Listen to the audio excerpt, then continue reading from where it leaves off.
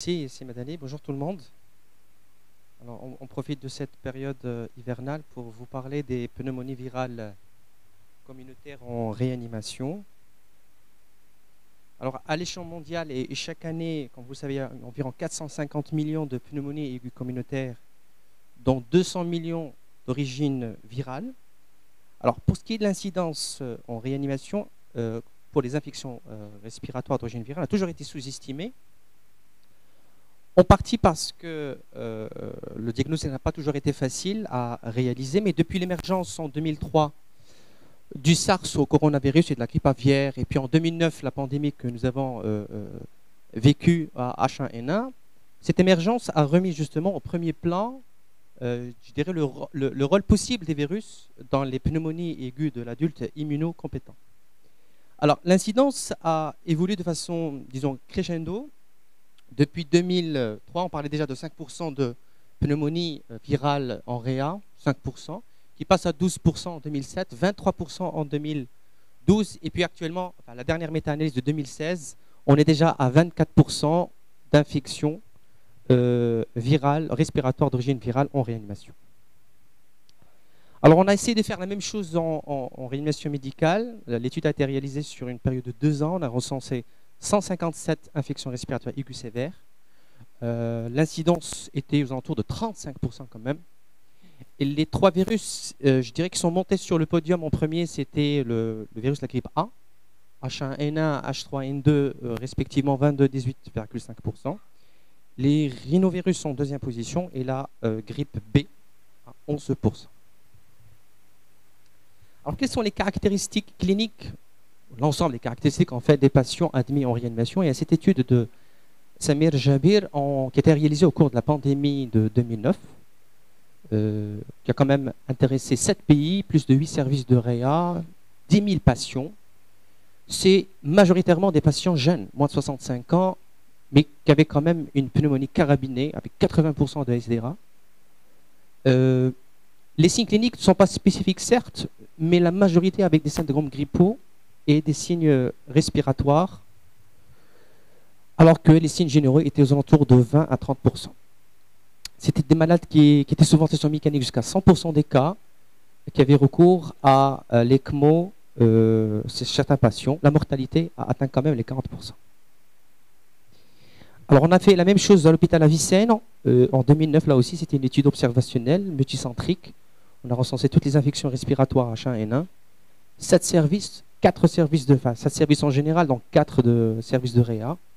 La mortalité, quand vous voyez 30% en réanimation, c'était des patients majoritairement jeunes, 26 ans en moyenne, un patient sur 5 était asthmatique.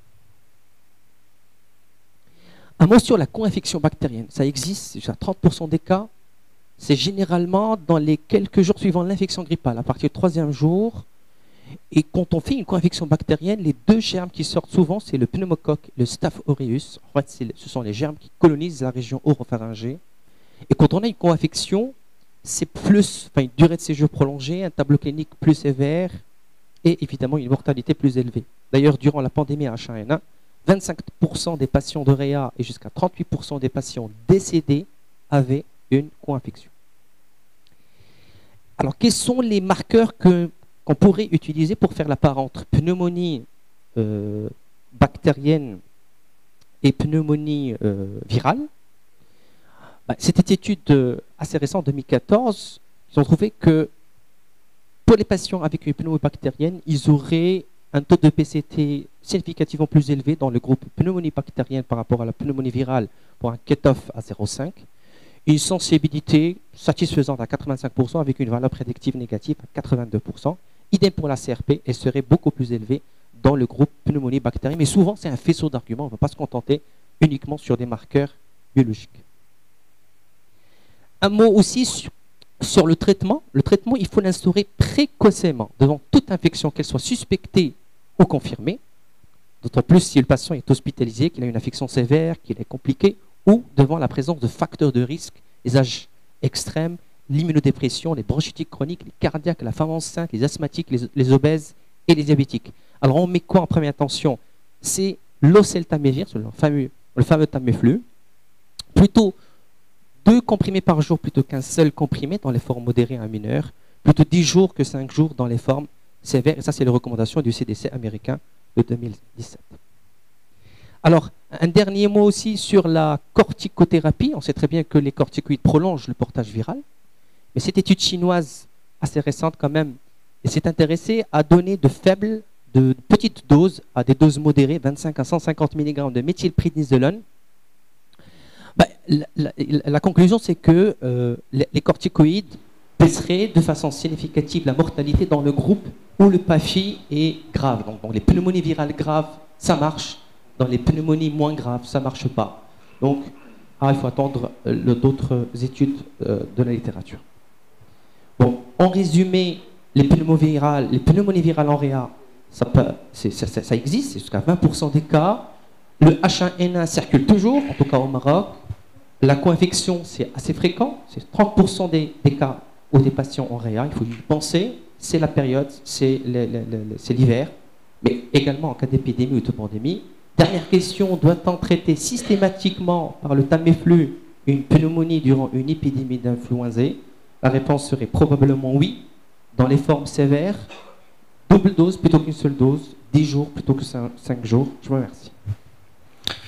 Merci beaucoup, Sidney. Merci aussi d'avoir respecté le temps. En attendant que les questions arrivent, alors il y a une question d'un enseignant de Marrakech qui dit quelle méthode de diagnostic virologique de pneumonie virale spécifiquement en réanimation? Alors, la réponse est toute simple. Depuis plusieurs années, on a du mal à poser le diagnostic. Mais grâce aux techniques de la biologie moléculaire, notamment la PCR, c'est devenu très simple. C'est des kits qui, malheureusement, coûtent cher. Heureusement qu'on les a à Rabat, qui permettent de détecter une vingtaine de virus. Il y a d'autres kits qui sont moins performants, qui permettent quand même de détecter les virus les plus fréquents, notamment le virus de la grippe A et B chez l'adulte et le VRS chez l'enfant. Mais la technique est connue, c'est une technique de biologie moléculaire assez D'accord, alors ce sont des PCR multiplex, mais quel type de prélèvement vous recommandez? Le prélèvement, c'est un écouvillonnage nasal et pharyngé qui se fait en même temps. On n'a pas besoin d'aller jusqu'au LBA, par exemple? Alors, il y a certaines études qui se sont intéressées effectivement au LBA, mais il n'y a pas de grande différence. Il suffit tout simplement de faire un prélèvement. D'accord, donc des prélèvements simples à faire, ça coûte un peu cher, mais c'est obligatoire de les faire. Ouais. D'autres questions? Oui. Excusez-moi, sur la série que vous avez présentée, quelle était la part des co-infections virales? Des co-infections virales, et est-ce que ces co-infections étaient particulièrement associées à des critères de sévérité? Vous parlez de co-infection, virus et bactéries? Plusieurs virus en même temps. Plusieurs virus en même temps. Alors, généralement, en tout cas pour les 157, à chaque fois qu'on a un résultat positif, on nous donne un seul virus. On n'a jamais eu au-delà d'un seul virus. Ok, moi j'ai... Par contre, ce qui est décrit, c'est les co-infections, comme vous le savez, virus, bactéries.